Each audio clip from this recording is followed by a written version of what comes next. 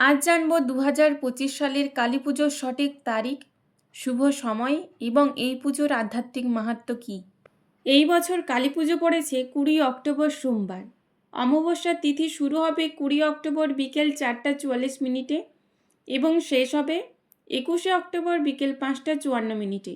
শাস্ত্রমতে কালী পুজো করতে সবচেয়ে শুভ সময় হলো নিশীথকাল অর্থাৎ মধ্যরাত্রি। সেই বিশেষ মুহূর্ত হলো রাত 11:41 থেকে 12:31 পর্যন্ত। এই সময় মা কালীকে পুজো করলে জীবনের অন্ধকার, ভয় এবং অশুভ শক্তি দূর হয়ে যায় বলে বিশ্বাস করা হয়।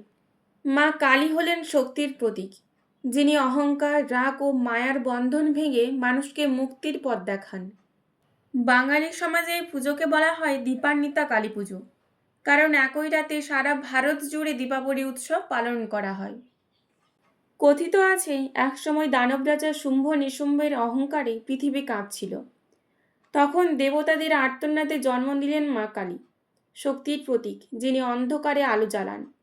আজও আমরা সেই কালী পুজো করি যাতে আমাদের জীবনের অহংকার, ভয় ও অন্ধকার মুছে যায়।